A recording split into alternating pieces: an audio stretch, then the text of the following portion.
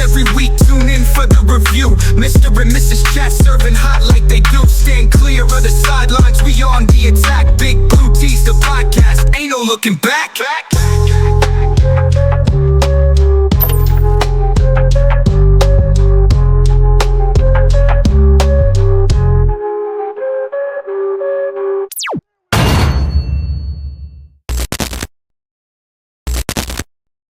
All right, welcome back, everyone, to the Big Blue Tee. All right, let's just jump right in.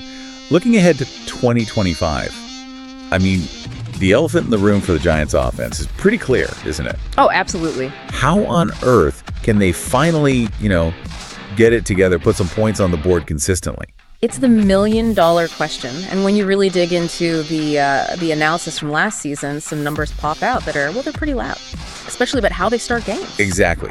So this deep dive, it's really centered on that specific data, their performance last year, and particularly, that notorious inability to get the offense rolling early. Our mission today, really, your shortcut through all the noise, is to unpack these numbers and figure out why scoring early seems to be, not just helpful, but almost like absolutely essential for this Giants team to actually win. And look, for you listening, whether you're bleeding blue or just interested in how stats can really, expose deeper problems in football, this is key stuff. We're trying to cut through the overload and get to the core insights. Okay, so let's lay out the cold, hard facts here. The number one thing that screams out from the analysis: how often the Giants' offense was basically MIA at the start of games. Yeah. The data's stark. Yeah. They got shut out, 0 points. Yeah. In the first quarter, a shocking 10 times last season. 10 times. Just think about that. 10 games starting with absolutely nothing on the board offensively in the first 15 minutes. 10 out of 17 games. I mean, that's almost 60% of the season kicking off with an offensive 0. It tells you immediately something's fundamentally off in their initial game plan or, how they execute it. You see that directly reflected in the wins and losses. Yeah. Right. Looking at those 10 games, those shutout starts, the Giants' record was 1-9. One win. Just one. And that single win, Week 5 against Seattle, the analysis points this out too, it was a total anomaly. That their record was still only 2-5 in those games. Better, but still losing more often than not.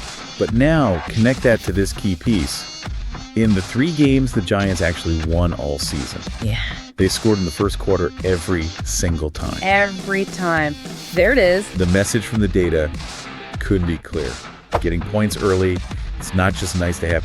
For this Giants team, last year anyway, it looked like a prerequisite for winning.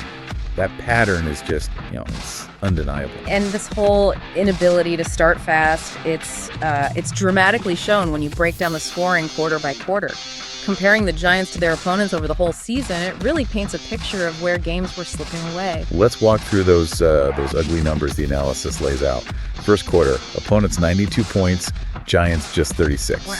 That's a huge gap. There's a 56-point deficit right out of the gate, accumulated over the season.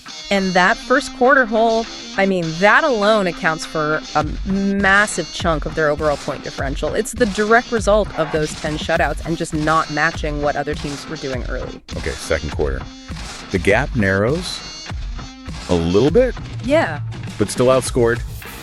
Opponents 127, Giants 86. So consistently going into halftime playing catch-up. And then comes the third quarter, which, as the analysis shows, might actually be just as bad, if not worse, than the first. Yeah, arguably worse. Opponents 109 points, Giants a tiny 43. 43 points in the third quarter.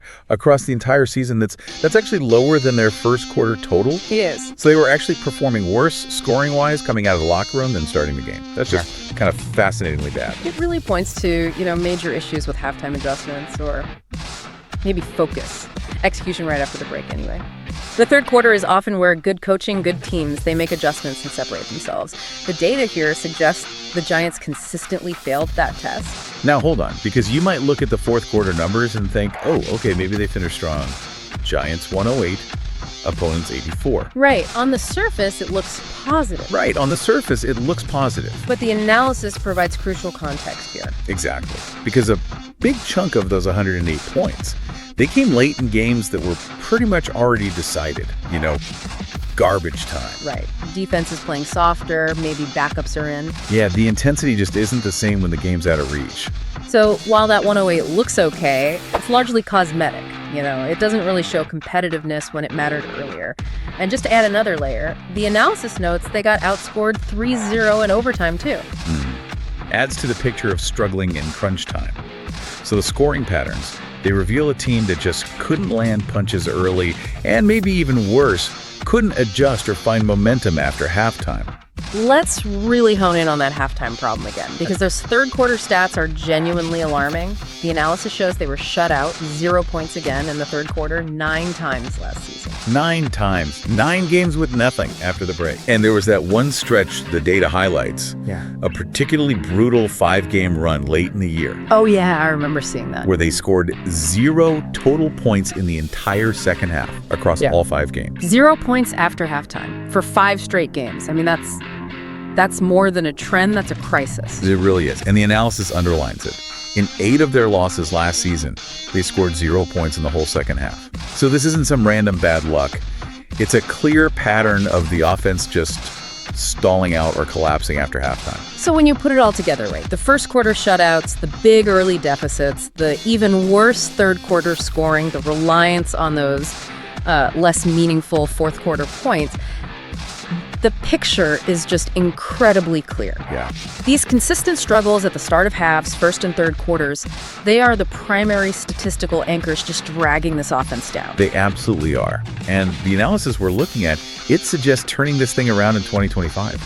It's not just about, drafting a new receiver or tweaking the playbook. Right. It points to something maybe a bit deeper. It argues this isn't solely about the X's and O's or, player talent, although obviously that stuff matters. Always part of it in football, sure. But the analysis suggests it's also tied pretty significantly to maybe less tangible things, like attitude, preparation, maybe even leadership, both on the field and, on the sidelines. Those are the harder things to measure, right?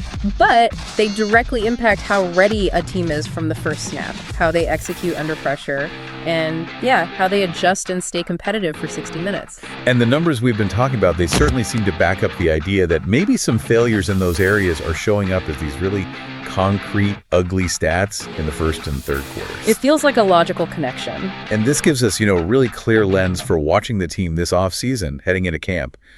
How do Brian Daboll and his staff attack this specific, statistically proven weakness? Yeah, what changes? Do we see shifts in practice, in preparation? How they look coming out for the first drive or after halftime? Because the numbers are basically screaming that fixing that is priority number 1. It really is the storyline written in the data, isn't it? The road to getting better runs straight through fixing these slow starts and those third quarter meltdowns. So, okay, let's end with this thought for you, the listener, to kind of chew on. Yeah. Building on what the analysis hints at, attitude, preparation, leadership, impacting these numbers, and looking at those stark stats, the 10 first quarter shutouts, the 9 third quarter shutouts. Yeah. Which of those 3 factors, attitude, preparation, or leadership, do you think is the single most critical element the Giants have to get right if they want to finally break this pattern of starting slow in 2025?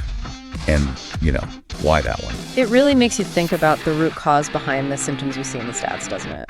Ultimately, this deep dive into the numbers, it just lays the challenge bare for the Giants offense for this coming season. They absolutely have to find a way to score early, and they have to stop folding after halftime. The data gives them and us an undeniable quarter-by-quarter map of exactly where that improvement needs to happen. So consider those numbers. Think about those potential underlying factors, attitude, preparation, leadership, and really ponder which one you think holds the key. Because fixing this, it isn't just about maybe winning a few more games. It feels like it's about fundamentally changing the identity and, frankly, the effectiveness of this entire offense. Yeah. How they tackle this problem, it's going to define their 2025 season. All right, well, I think that just about wraps things up for this deep dive. Yeah, seems like a good place to pause. Just wanted to say a massive thank you for tuning in to Big Blue Tea. Absolutely. And, a huge shout out always to Black Freezy TV. Oh, For definitely. the fantastic programming, the production, everything that makes this possible. Yep, their work behind the scenes is just really appreciated. It really is.